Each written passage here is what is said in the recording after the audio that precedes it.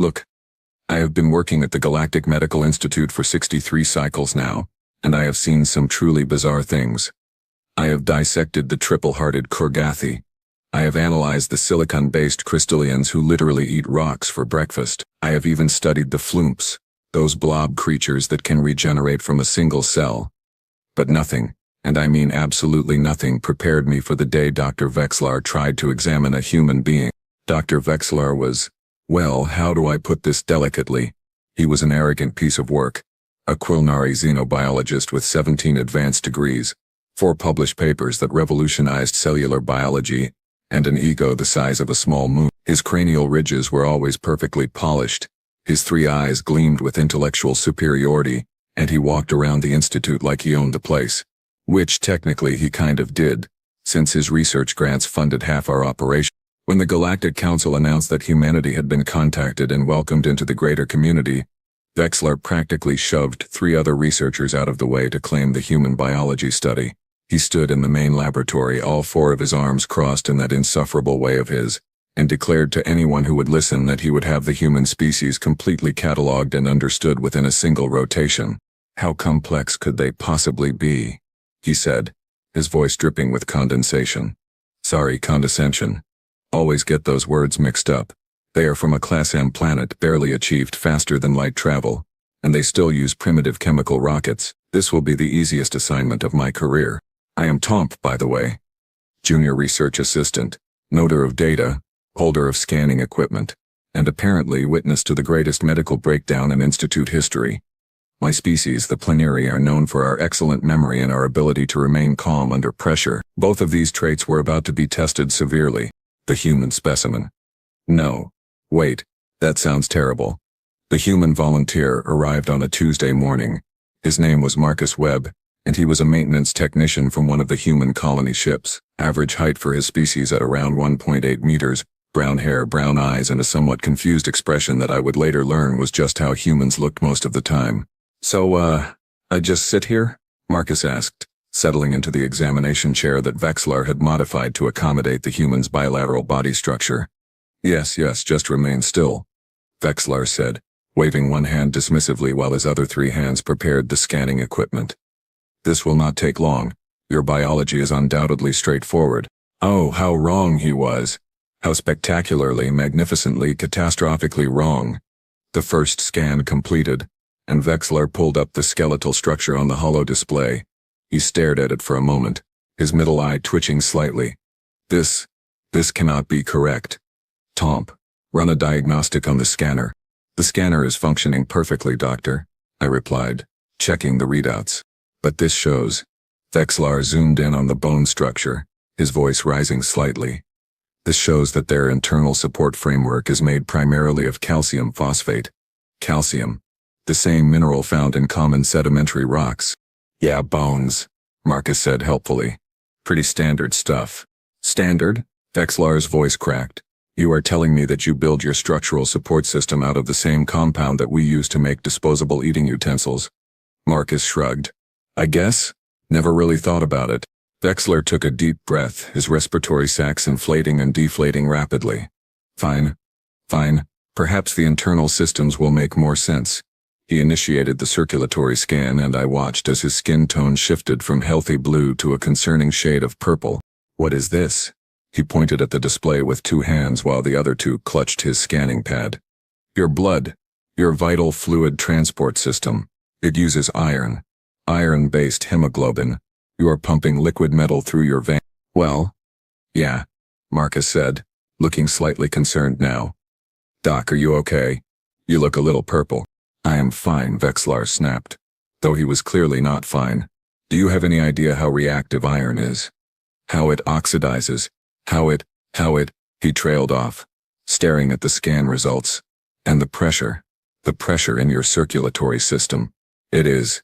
Tomf, confirm these numbers. I checked. 120/80, Doctor. Within normal range for humans, according to their medical database. Normal? Vexlar's voice had gone up at least 2 octaves. That pressure would rupture a culinary circulation system instantly. You are essentially walking around with hydraulic machinery inside you. Huh, Marcus said, scratching his head. That is kind of cool when you put it that way. Vexlar sat down heavily in his chair. What do you eat? Please tell me you consume something reasonable. Synthesized nutrients, perhaps. Photosynthetic supplements. Oh, I had bacon and eggs this morning, Marcus replied cheerfully. And some coffee? Really needed the coffee, actually. Did not sleep great last night. Bacon? Vexlar repeated the word slowly. And what exactly is bacon? Cured meat from a pig. You know, an earth animal. We salt it, smoke it, sometimes add some spices. You eat meat. Vexlar stood up so fast his chair toppled over. You consume the flesh of other organisms. You are predators. I mean omnivores, technically, Marcus corrected. We eat plants too. I had some orange juice. That does not make it better. Vexlar was pacing now, all four arms gesturing wildly. And this coffee. What is that? Stimulant drink. Comes from beans. Gives you energy. Helps you wake up. You need chemical stimulants just to achieve consciousness? Vexlar looked at me desperately, as if hoping I would tell him this was all an elaborate prank. I could only offer him a sympathetic ear twitch, but Vexlar was not done yet. Oh no, he still had not looked at the digestive system. When he finally pulled up that scan, I actually saw him stumble backward. Your stomach acid, he whispered, his voice barely audible. The pH level is between 1 and 2. That is stronger than the industrial solvents we use to clean the lab equipment. Yeah, gotta break down all that food, Marcus said, apparently completely unaware that he was destroying a brilliant scientist's entire worldview. Sometimes I get heartburn, though. That is not fun. Heartburn, Vexlar repeated flatly. You have a condition where your industrial-strength acid burns your internal tissues, and you classify this as not fun rather than a medical emergency. Well, I just take some antacids and it clears right up. You neutralize your stomach acid, casually, with over-the-counter medication. Vexlar was gripping the edge of the examination table now. Tomf, remind me, what happens when a Quilnari ingests something too acidic? Immediate system shutdown, typically fatal within minutes, I recited from memory. And humans just take a pill. Pretty much, Marcus agreed. I thought that was bad. I really did.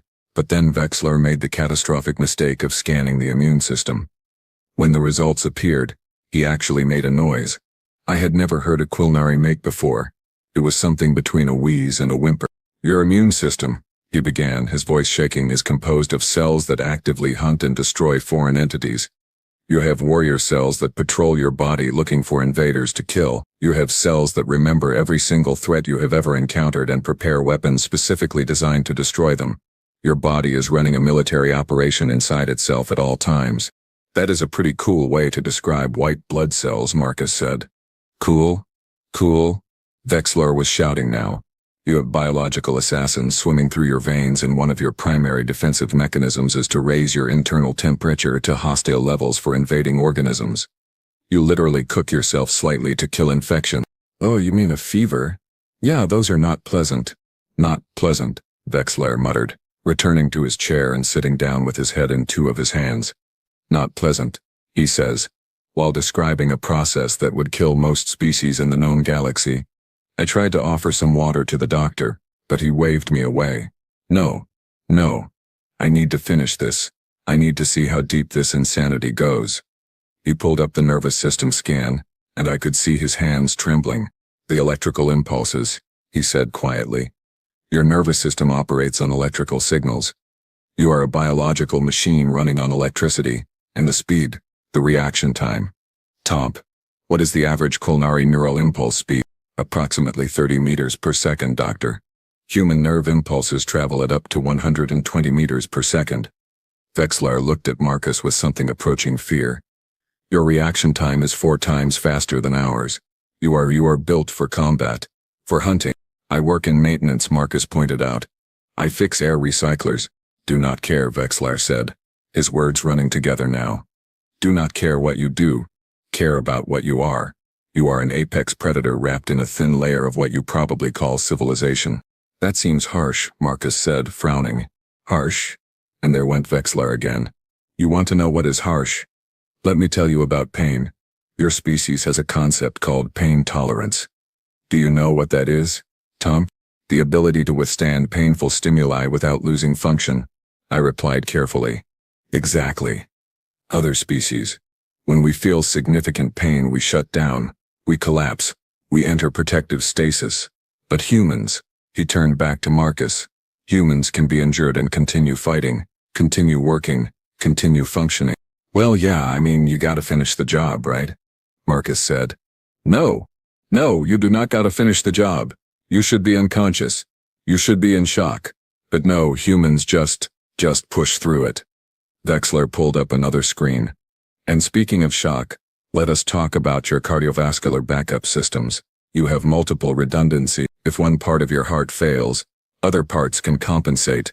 You can survive with significant portions of your organs missing. My uncle had half a lung removed, Marcus offered. Smoked too much. He is doing fine now, though. Vexler made that wheezing noise again. Of course he is. Of course he is fine. Because humans are apparently unkillable. Well, I mean, we die eventually, Marcus said. Nobody lives forever. How long is your average lifespan? About 70 to 80 years, depending on health and lifestyle. Vexler calculated quickly. That is over 90 quilnari cycles. You live twice as long as we do, despite having bodies that are apparently held together by spite and chemical warfare. Doc, seriously, maybe you should sit down, Marcus said, looking genuinely worried now. You are not looking so good. But Vexler was on a roll, and there was no stopping him now. Let us talk about reproduction, he said, pulling up the relevant scans. Please tell me that is straightforward. Please tell me you reproduce in a sensible manner. Marcus said, his face turning slightly red. Well, there is a male and a female and they, Yes, I understand sexual reproduction, Vexler interrupted. But the process, the human female carries the developing offspring inside her body for 9 months. 9 months. And then he stopped, staring at the data. I watched as his skin went from purple to almost white. And then the offspring is expelled through. No, that cannot be right. I mean, I have not personally experienced it, being a dude and all.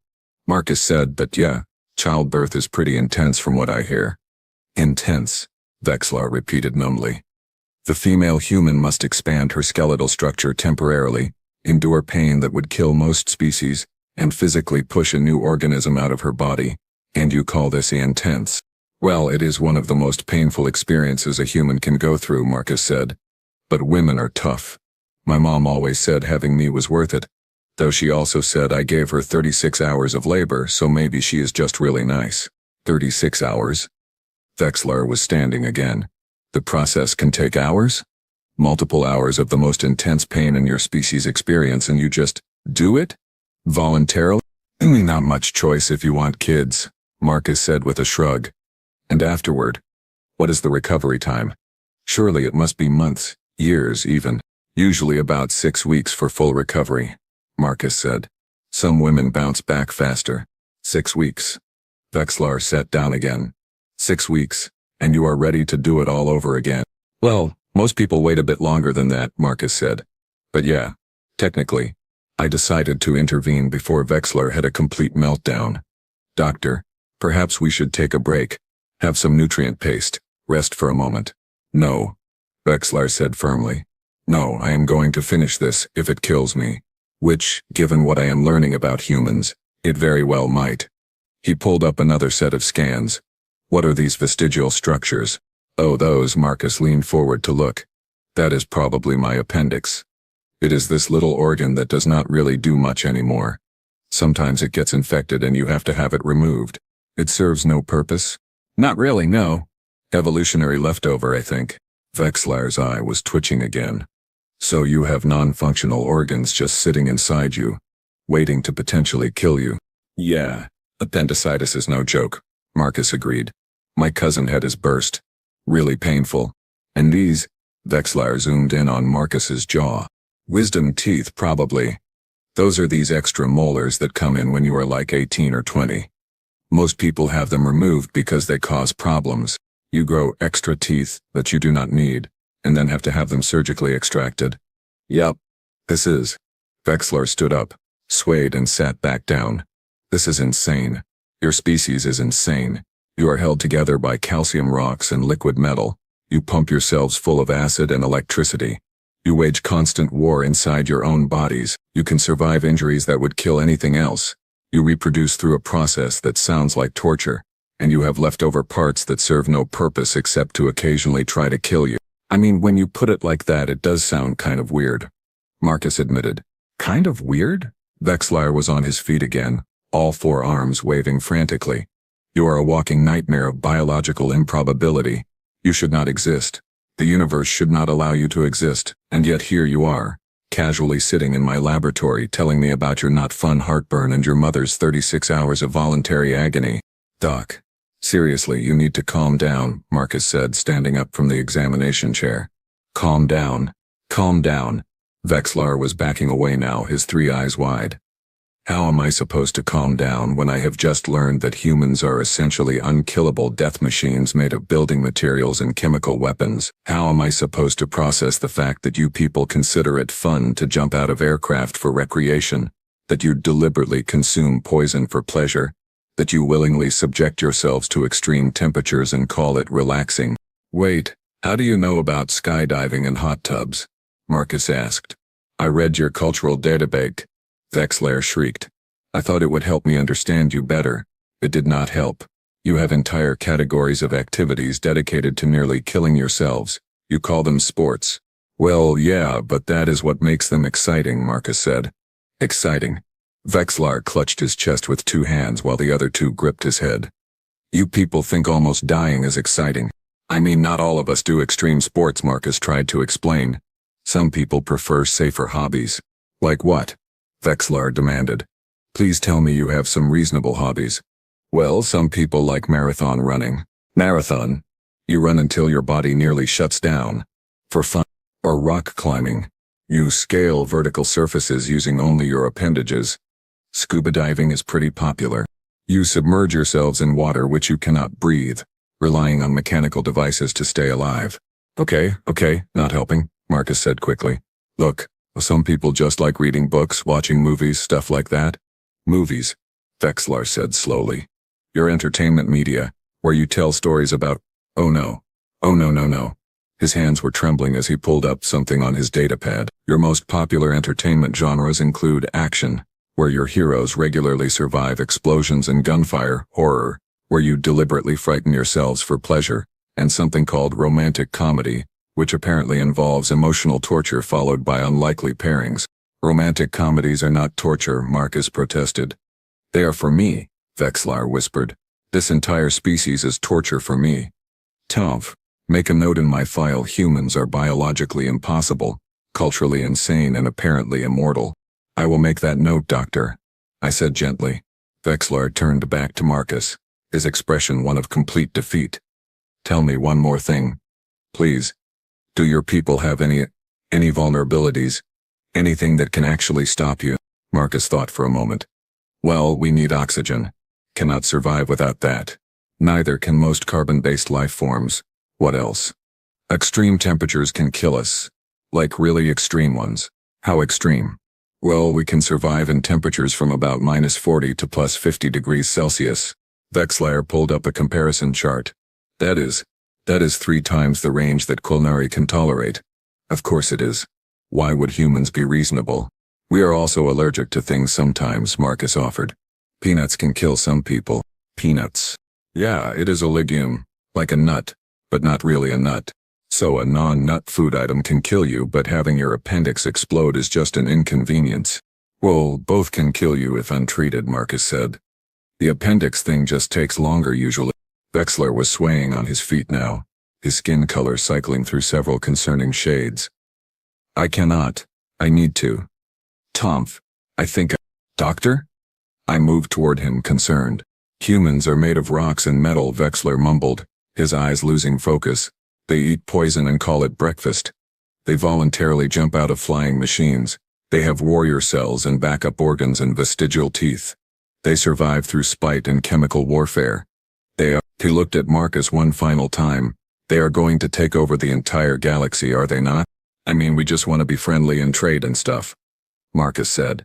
Trade. They want to trade. As if they need anything from us. They probably metabolize starship fuel and use neutron star cores as paperweights. Vexlar took a step forward, then another step back. I have 17 degrees, 63 cycles of research, 4 revolutionary papers, and I cannot handle.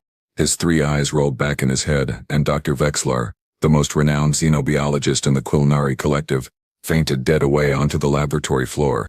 Marcus looked at me, his face a picture of confusion. Is he okay? He will be fine, I assured him, checking Vexlar's vital signs. You simply overwhelmed him. I did not even tell him about the time I broke my arm and walked around for 3 days before going to the hospital, Marcus said. Should I mention that when he wakes up? Please do not, I said firmly. I think he has had enough revelations for one day. As I called for medical assistance to help the unconscious doctor, I could not help but reflect on the irony. Here we were, advanced species with sophisticated biology and centuries of medical knowledge, completely undone by the walking contradiction that was human physiology, species that breathed methane, that existed as collective consciousnesses, that could photosynthesize. We had studied them all without incident. But humans? Humans were different. Humans were impossible. And according to Vexlar's last conscious words, they were going to take over the galaxy. Looking at Marcus Webb standing there in his casual clothing, asking if he should reschedule his next appointment, I had to admit something. Vexlar might have been right. And the truly terrifying part, the humans did not even realize how frightening they were. They just called it normal and went about their day, drinking their poison coffee, eating their acid-requiring food, and jumping out of perfectly good spacecraft for fun. The galaxy was not ready for humanity, and as I filed my incident report titled "Doctor Faints Upon Learning That Humans Are Biologically Horrifying," I realized something important. I was not ready either. But ready or not, here they came, built from calcium and iron, powered by electricity and spite, surviving through